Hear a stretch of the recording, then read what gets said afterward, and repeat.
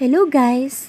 Gusto ko lang sanang i-share sa inyo ang mga naging kaganapan nung nag-birthday ako last Feb 25. Medyo natagalan ang pag-post ko nito kasi medyo naging busy rin ako sa ibang mga bagay. Pero may kasabihan naman tayo na it's better late than never. Ginawa ko ang video na ito hindi upang magmalaki o magmaganda dahil isa lamang naman itong simpleng selebrasyon.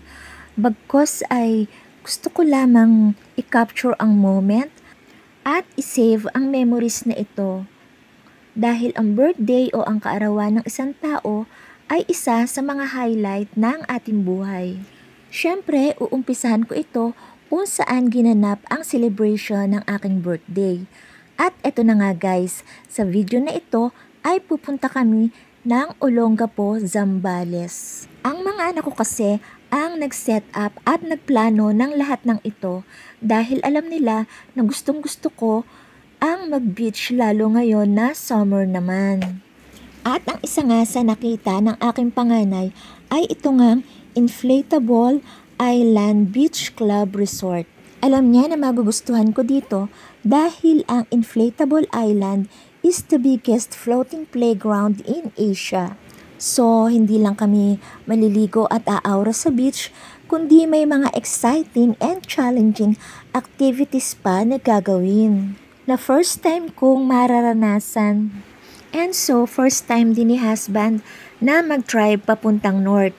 Sa south kasi, ang province namin, kaya dun ang ruta namin lagi.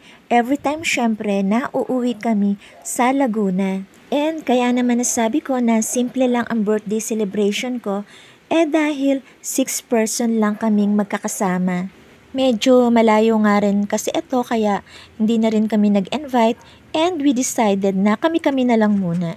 Anyways, kabi-kabila rin naman ang mga resorts dun sa amin sa Laguna at marami ring mga beach na malalapit sa amin gaya na lang ng sa Batangas at Quezon.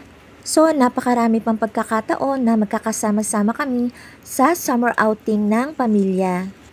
Guys, masarap magbiyahe dito sa north dahil walang traffic or marahil nagkataon lang talaga na walang traffic that time.